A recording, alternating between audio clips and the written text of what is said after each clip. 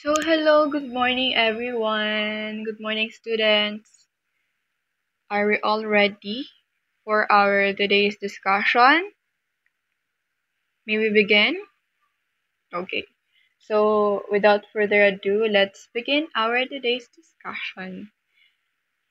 So, we are going to deal with problem solving strategies, to be specific, Polya's problem solving method. So, Polya developed or invent 4 steps to solve a problem. Dinevelop niya to help students like you guys or everybody naman para mas mapadali ang pag-solve ng mga problems. So, here is the first step. According to Polya, first step is understand the problem. Figure out what is being asked. Alamin mo muna kung ano yung sinasabi ng problem. Ano yung tungkol doon sa problem. What is known, what is not known. What type of answer is required kung tinatanong niya, ilan ang magiging total ng problem na to? Parang ganon. Sunod, is the problem similar to other problems you've seen? Kasi maybe pwede mong may apply yung ginawa mo or yung strategy mo dun sa problem na nakita mo sa problem na nasa harap mo ngayon. Second step is make a plan. Come up with the strategies for solving the problem. Pwede kang gumawa ng list, mag-draw ng diagram, make table, look for a pattern, indirect reasoning, guess and check, trying to solve a similar but simple problem. So later, we were going to make examples using these strategies para mas further maintindihan nyo pa. So the third step is execute the plan. Use the strategy chosen in step 2 to solve the problem. If the strategy itself appear not to be working, return to step 2 and select a different strategy. So, kung natapos nyo na or kung nakapili na kayo ng strategy and nung in-execute na ninyo yung plan, para hindi siya nag-work, you can always go back to the second step and pick another strategy na sa tingin nyo pwedeng i-apply dun sa problem na yun. And if hindi pa rin siya mag-work, you can always go back to the second step and pick another.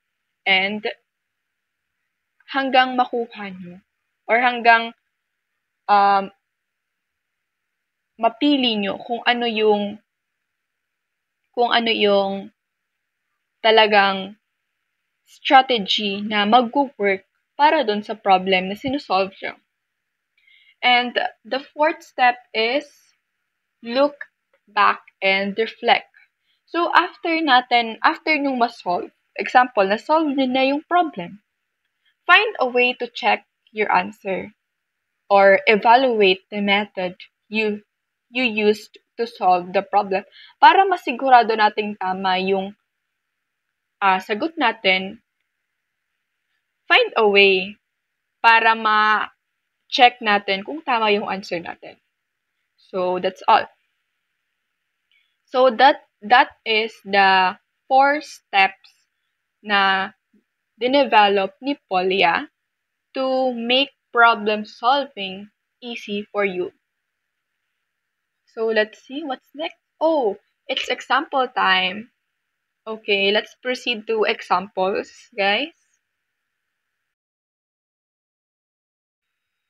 Okay, so we have here a problem and the strategy that we are going to use is pattern, looking for pattern. So let me read first the problem. Students are going to march in a parade. There will be one grade 1, 2 grade 2, 3 grade 3, and so on, through the grade 12. How many students will march in the parade? So, let's first understand the problem. Let's reread it. May students daw, ay, may mga students daw na magmamarch sa parade. And sa grade 1, merong isang student na representative. Then sa grade 2, merong dalawa. And sa grade 3, merong tatlo. And hanggang grade 12 siya. Ang tanong, how many students will march in the parade? So, ngayon ba, nakukuha nyo na ba yung pattern? Or sa tingin nyo, alam nyo na ba yung pattern ng problem na to? Let's see if tama kayo. We have grade 1 to 12 here and the students, kung ilan ang bilang ng students. Sa grade 1, meron tayong isa. Sa grade 2, dalawa. Sa grade 3, tatlo. So, sa tingin natin, ano yung pattern ng problem na to? We think that the pattern in this problem is kung anong grade yung magmamarch, yun din yung katumbas ng students na magiging representative nila or magmamarch sa parade. So, sa tingin nyo, sa grade 4, ilang students ang magmamarch sa parade? It's what? It's 4, right? And sa grade 5, grade 6, grade 7, and so on. So, nakuha na natin yung pattern. Ang pattern niya is kung kung anong grade yung magmamarch, katumbas nun yung students or yung representative ng level nila. So, nakuha na natin yung bawat representative ng bawat grade. So, ang tanong dito, how many students will march? Yung kabuuan. Anong gagawin natin para makuha yung kabuuan? We are going to add them. So, 1 plus 1 plus 2 plus 3 and so on. The answer is, obviously, it's 78. So, the final answer is, there will be 78 students that will march in the parade. So, ganyan lang yung pagkuha ng pattern. Naintindihan nyo pa? Do you want me to give you another example? Okay. So, here's.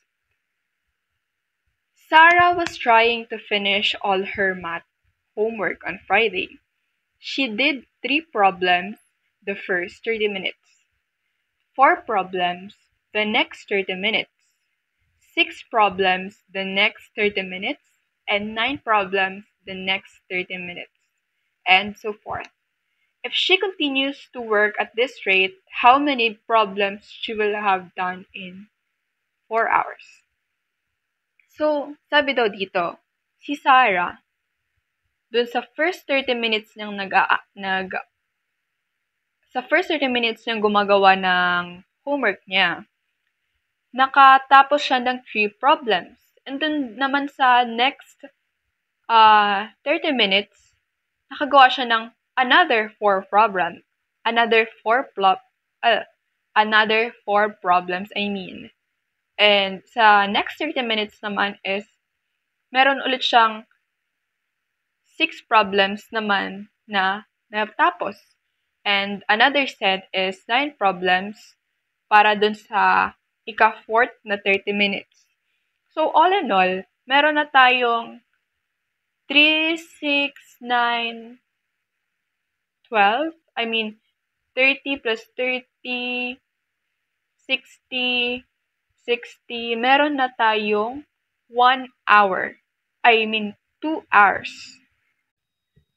So, we have here our next problem na isa-solve using the same strategy, which is looking for pattern. So the problem here is Sarah was trying to finish all her math homework on Friday. She did 3 problems the first 30 minutes and 4 problems the next 30 minutes. The next is 6 problems the next 30 minutes and 9 problems the next 30 minutes and so forth. If she continues to work at this rate, how many problems will she have done in 4 hours? So, as we can see here, ang tanong dito is, if she continues to work at this rate, ilang problems ang matatapos niya kaya in 4 hours? So, let's see muna here. Sa first 30 minutes, meron siyang 3 problems na natapos. The second is 4 problems. The third is 6 problems. Sa fourth naman is 9 problems. So, kung i-compute natin kung ilang oras na siya nagsosolve, meron na siyang 2 hours. And let's see kung ilang problems ang matatapos niya sa next 2 hours. Okay. So, kung titingnan natin dito,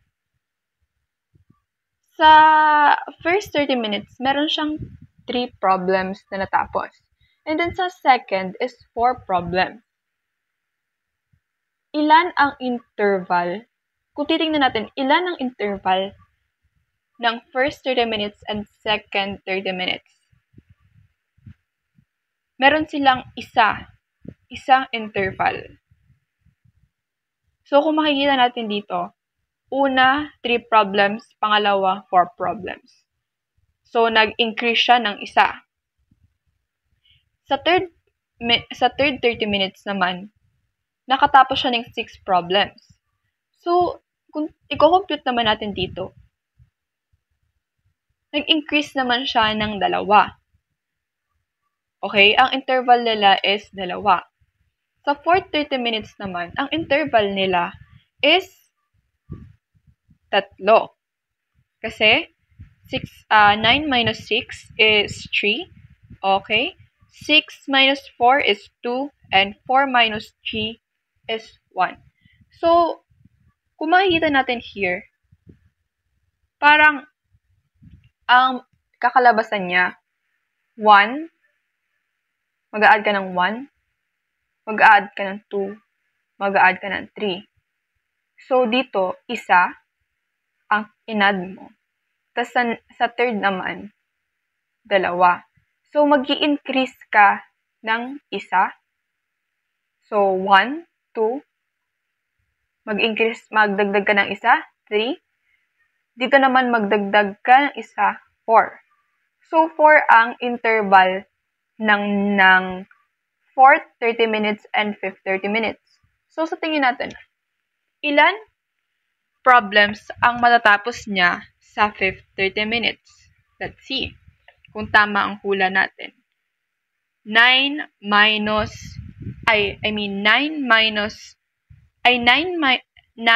plus 4, how many?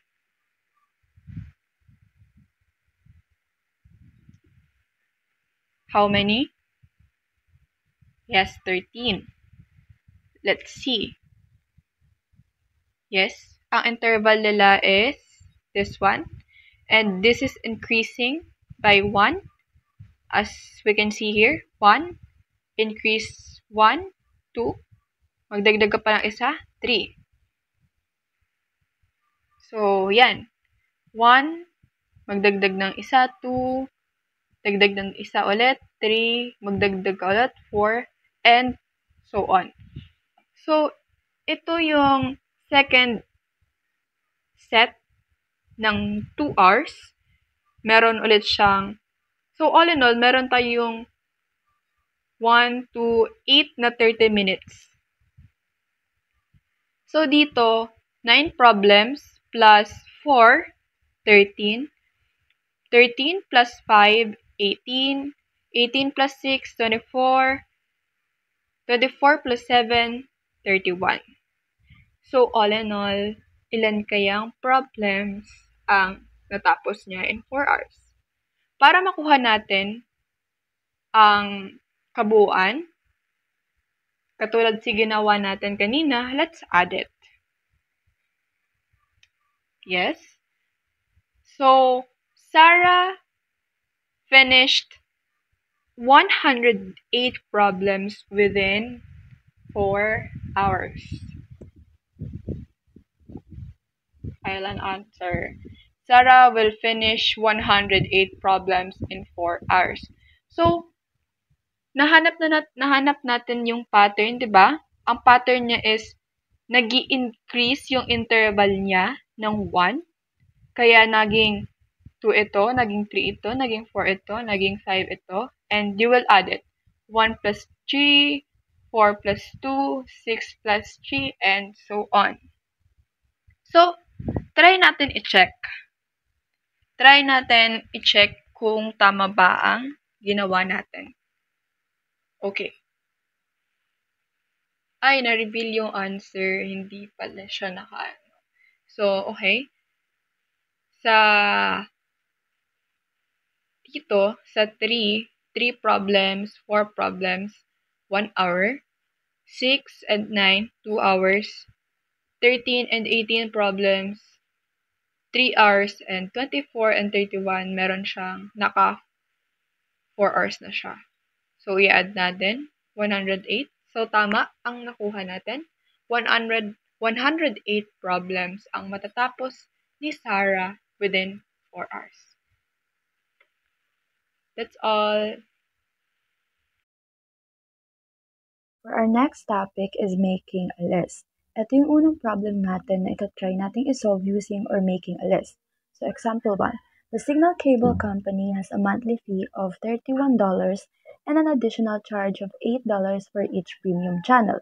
Next, we have the Netflix Company has a monthly fee of $25 and an additional charge of $10 for each premium channel. So, dito na papasok yung problem. For what of premium channels will the total monthly subscription fee for the two cable companies be the same? So, may tatlo tayong option. We have A1, B2, C3. Aalamin natin alin dyan ang makakadetermine ng same amount lang.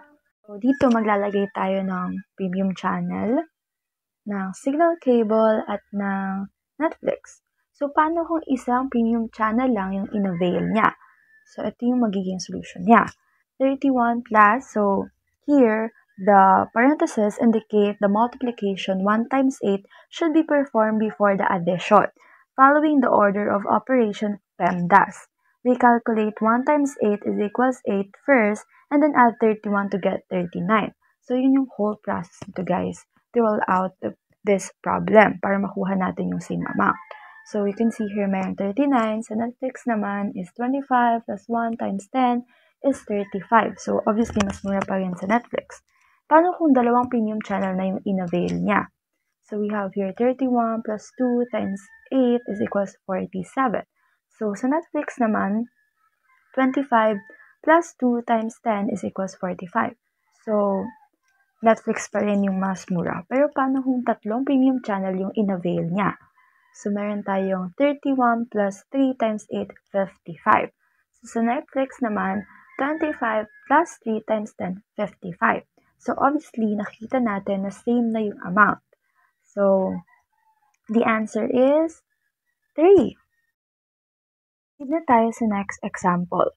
We have here example 2. How many two-digit numbers contain a 8?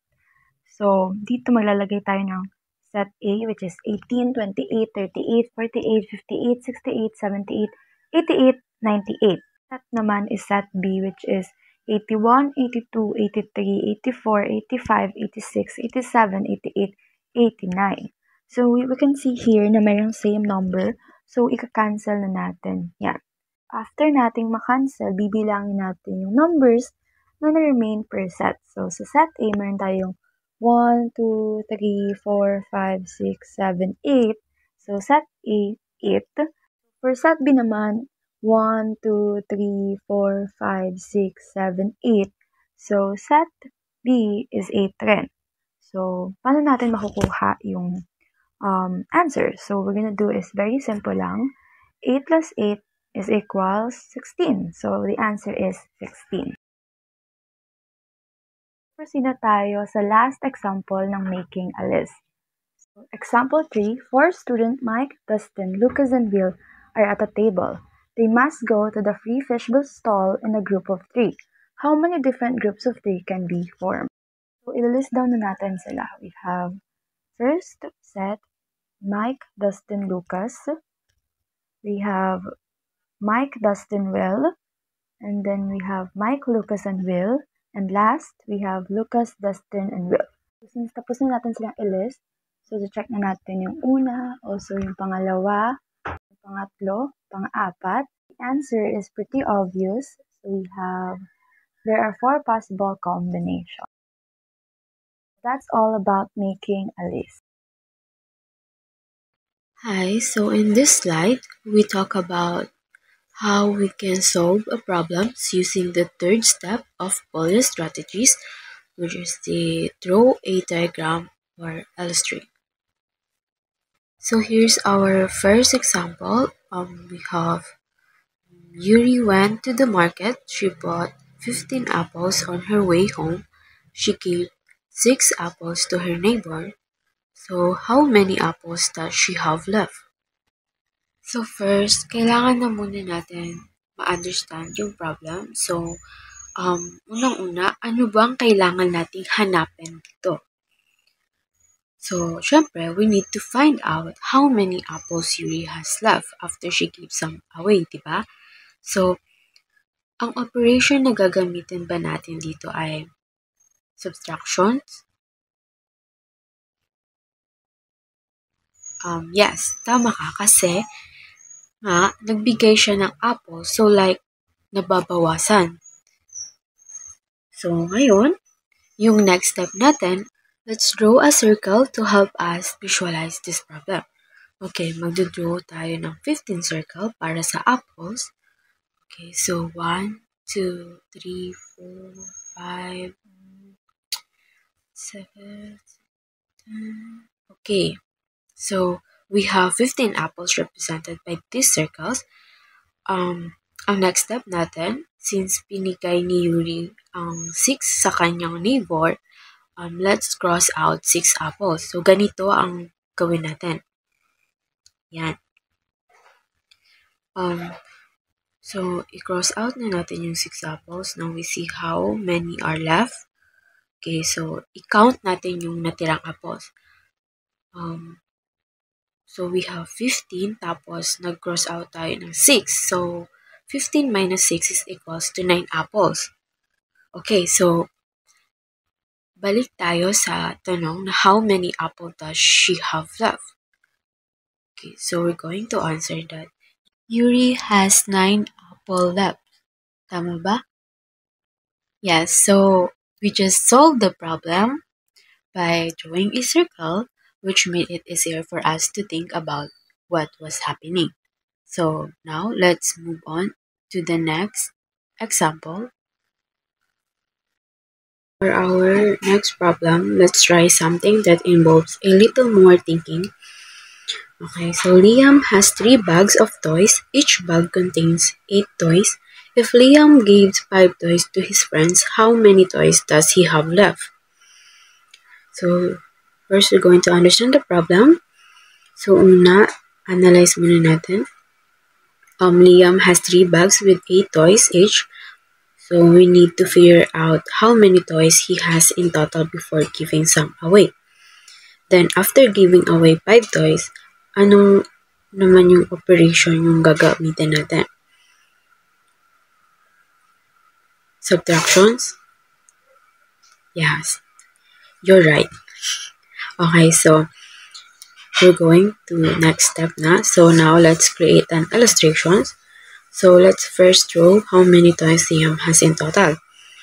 So like we draw a first bag, we draw an 8 toy, and next bag we're going to draw an 8 toy also, and the last bag we also draw 8 toys. Okay, so 8, 8. Okay. Now, how do we find the total number of toys? Since each bag has 8 toys and there are 3 bags, we can multiply. So 8 toys times 3 bags, it equals to 24 toys. So ngayon, Liam gives away 5 toys. So let's minus that from our total. So like 24 minus 5 is equals to 19. And when we go back to the questions, it said that how many toys does he have left? So our answer is Liam has 19 toys left. Let us now move on to Polya's strategy, which is making a table. We have here an example. Let me read it first. So, Zion takes up jogging. On the first week, she jogs for 15 minutes per day. On the second week, she jogs 20 minutes per day. Each week, she wants to increase her jogging by 5 minutes per day. If she jogs 5 days each week, what will be her total jogging time on the sixth week? So, let us understand the given example. We know that on the first week, Zain jogs for 15 minutes per day. And the second week, Zain jogs 20 minutes per day. So, we notice that each day, Zain increase for 5 minutes per day. So, what we want to know here is to find the Zain's total jogging time on the sixth week. So, to fully understand, let us make a table, which is this one. On the table, on the first column, we have here the weeks, and the second column is minutes per day. On the third column is minutes per week. On the said example, Zain takes up jogging 15 minutes per day. So we put here 15, and on the second row it increases 5. So we put 20. So Zain is jogging 5 days each week. So 15 times 5 is 75, and 20 times 5 is 100. Do you understand what is going on here? It's just increasing 5 minutes per day, which is in the column 2, and then multiply it by 5 since Zain is jogging 5 days each week. On the next slide,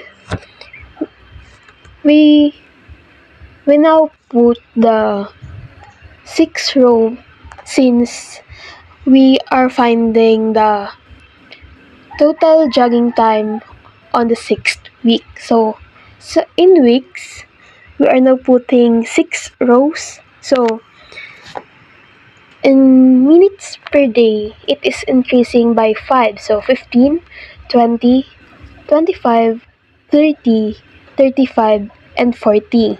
So You will just multiply it by 5. 25 times 5 is 125, and 30 times 5 is 150. 35 times 5 is 175, and lastly 40 times 5 is 200. On the sixth row, we notice that the Zine's jogging time on sixth week is 200 minutes per week.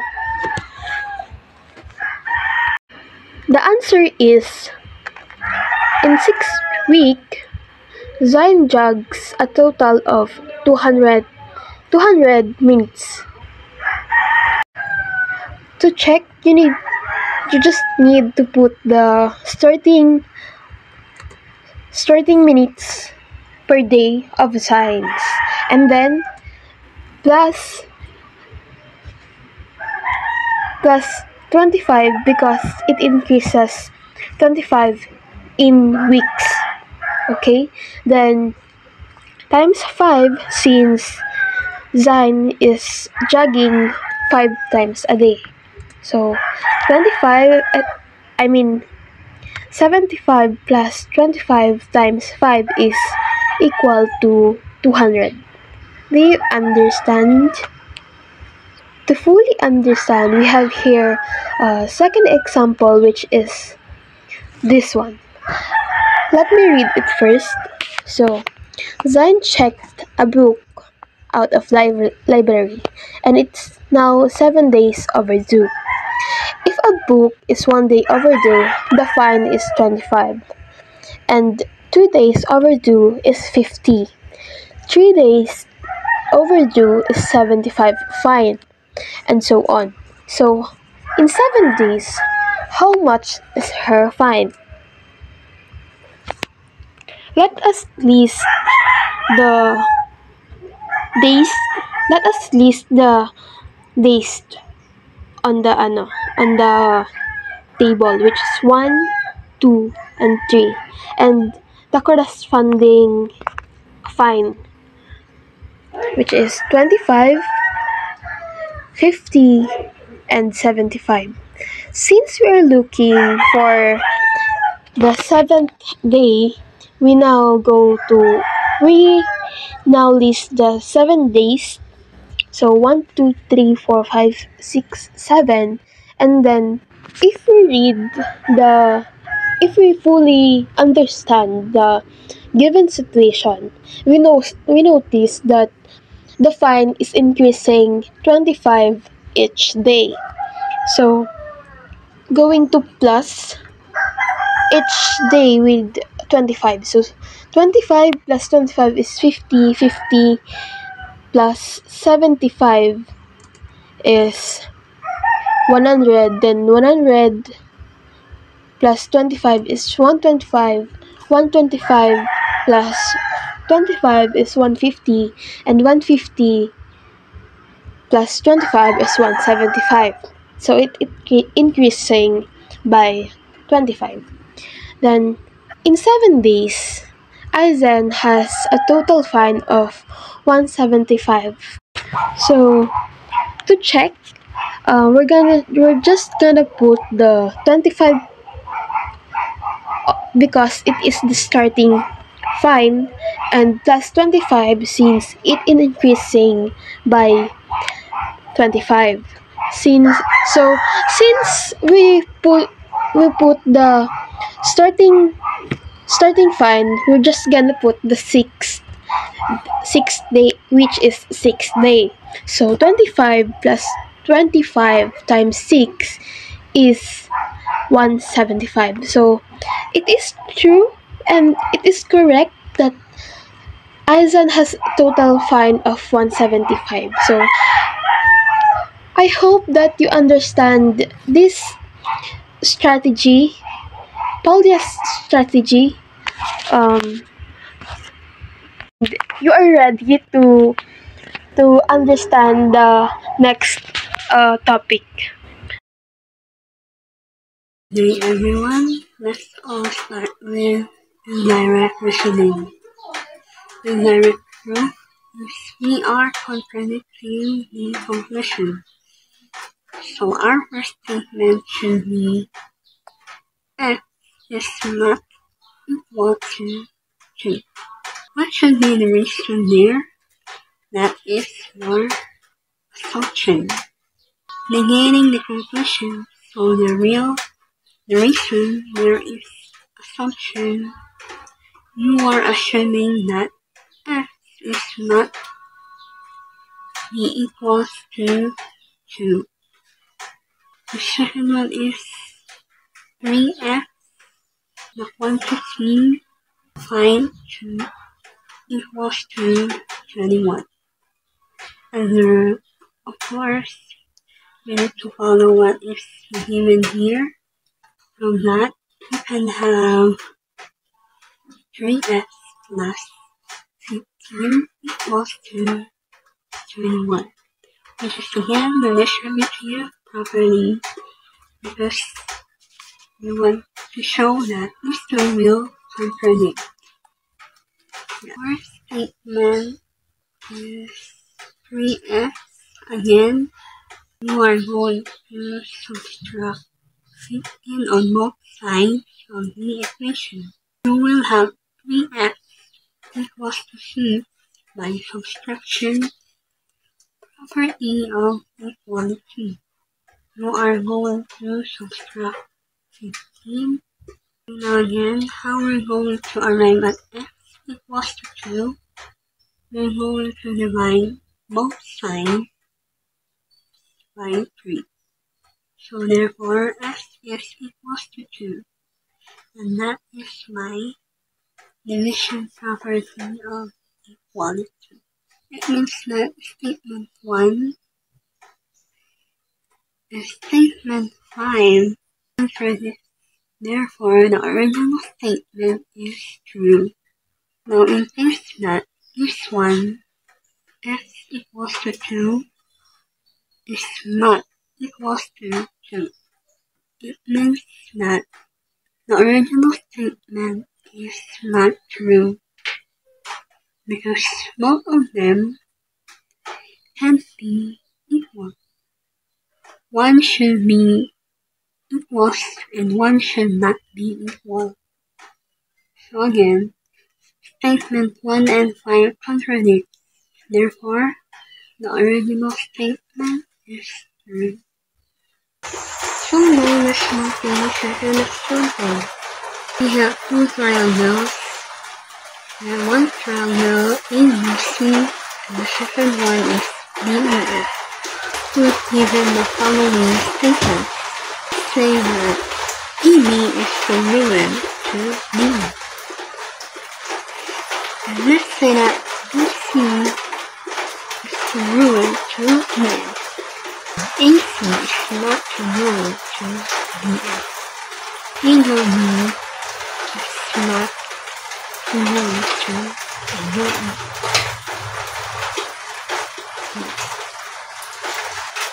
We're trying to prove that angle B is not congruent to angle E. Therefore, we're going to make a statement that angle B is congruent to angle E. To angle E. Assumption. The second statement that AB is congruent to BE. The third statement is that C is congruent to BMF, and that was also a given. So the first statement is not congruent to BF. That is given as well. Notice that you can prove that this triangle is congruent to that triangle. we're going to make a statement that triangle ABC is conjoined to DEF. And the reason for this side is sine of is AF. Sine illustrated based on statement. Let's focus on AC is not conjoined to DEF. The statement that was false. Two triangles are congruent, then we could say that AC should be congruent to DF. Two triangles are congruent. So if you have two triangles are congruent, every part of those two triangles should be congruent. So now let's move to statement 7. As you can see, statement 6 and statement 4 contradict to each other. Statement 4 is AC is not congruent to DF. But here, statement 6 is congruent to DF. So there's a problem. Original is angle B is congruent to angle A assumption. Therefore, angle B is not congruent. The key is to start angle B. The key is to start angle B. That's how you can use an indirect proof to prove that angle B is not congruent to angle E. The key is to start angle B is not congruent to angle E. So, good day everyone. I'm Sonia Rubia and I'm assigned to this topic, try to solve a similar but simpler problem. I have here two examples, but let's discuss muna the first example, which is the problem is to find the sum of the first 100 positive integers. And the solution is why we could directly calculate the sum. Let's do the simpler problem. The simpler problem is considering a small series like 1, 2, 3, and 4 and 5. We can pair them as 1 plus 5 is 6, 2 plus 4 is 6, and 3. We see that we have two pairs of 6 and 1 extra 3. So, minultiply ko ito ng 2 sa 6 at inad ko ito sa 3, which result in 15. Applying this to original problem, ginawa ko ang mga positive integers sa 1 to 100 at inad ko ito sa kapareho niya, which result na mag-result sa 101. Like 1 plus 100 is 101, 2 plus 99 is 101, and 3 plus 98 is 101, and so on. So, we have 50 pairs of 100. Walang extra, kaya So, let's multiply it. So, walang extra, kaya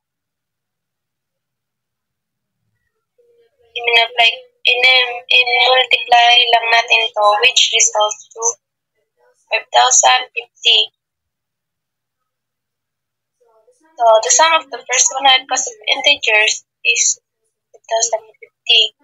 Applying this to arithmetic series, the formula sum equals n divide 2 times first term and last term. Let me discuss muna kung ano ang n, first term, at last term. n is the number of term, which is 100. First term naman is the number in a sequence, which is 1. And last term is the 100th number, the sequence, which is 100. Now, let's calculate. Sabi ko nga, the n is the number of term, which is 100. So, 100 divided 2 times first term, which is 1. And plus last term, which is 100.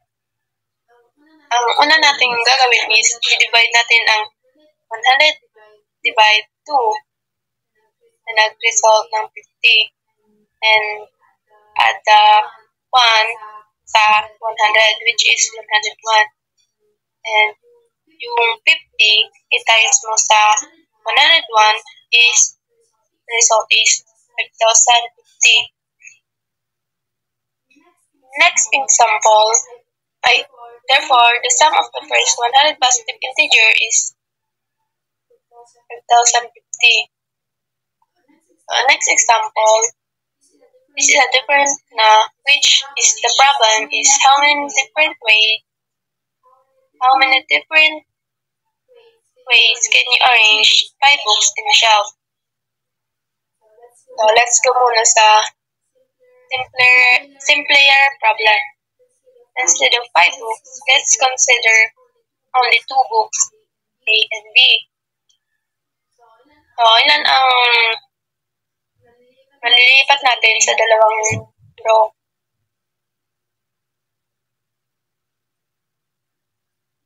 Malilipat natin to sa Malilipat natin to sa 2 ways tulad ng AB and BA. So, back to the original problem. Dagdag lang natin yung C kung saan meron itong preposition.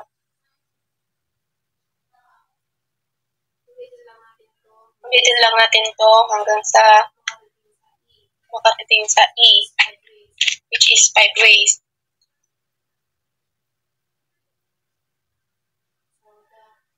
So, the number 1, meron tayo sa number 1, 2 ways. Number 2, 3 ways. Number 3, 4 ways. Number 4, 5 ways. So, pagkatapos natin makuha, let's multiply it to 2 times 3 is 6. Yung answer na 6, i-multiply natin sa 4. And the answer sa 6 times 4 is 24. And 24 times 5 is 120. So, the final answer is 120 ways to arrange them. That's all. So, for our first example in Guess and Check, our problem is a number is doubled and then 9 is added to it, resulting in 45. What is the number? So, for our first guess is 14. Now, we will try to check if our first guess is correct. As you can see, the equation will be 14 multiplied by itself and then 9 is added to it, resulting to a number. And if we will solve this, it will result to 37, which is wrong because as per the problem, it is supposed to have the result of 45. And since 37 is the result in the first guess, and it was not the answer to the problem, the guess 14 is incorrect. So, let's make another guess. For our second guess is 18. Again, we will try to check if our second guess is correct. As we can see, the equation will be 18 multiplied by itself and then 9 is added to it, resulting to a number. And if we will solve this, it will result to the correct answer, which is 45. For the second guess, we got the right answer because according to the given, it says a number is doubled and then 9 is added to it, resulting to 45. So, if I guessed 18 and multiplied it to itself, resulting to the answer of 45. For our second example, the problem will be the sum of 4 consecutive numbers is 346. What are the 4 consecutive numbers? Our first guess here is 73, 74, 75, and 76. We will now check if our first guess is correct. Now that we have the equation containing our first guess, we will check if it is correct, but unfortunately, the result of our first guess is wrong. Since 298 is too low for the answer, then the first guess is incorrect. Let's try another guess. Our second guess will be 93, 94, 95, and 96. We will now check if the luck is on our second guess. As we all can see, we made an equation containing our second guess numbers, which is 93, 94, 95, and 96, resulting to 378, which is now too high for the answer. Also, the second guess is incorrect. Let's try another guess and hopefully we can find the correct answer. For our third guess, numbers are 85, 86, 87, and 88. What do you think, guys? Will our third guess be correct? Yes or no? Yes, that's the spirit. So, as you can see, I made the numbers into an equation. Luckily, the result was correct, which means finally we got the correct answer for the third guess, which is 346, because the sum of 85, 86, 87, and 88 is 346. For our third example, our problem is Susie and Trisha plans to watch a movie, and the movie they want to watch starts at exactly 7:30 p.m. and lasts for 2 hours and 15 minutes. What time does the movie end?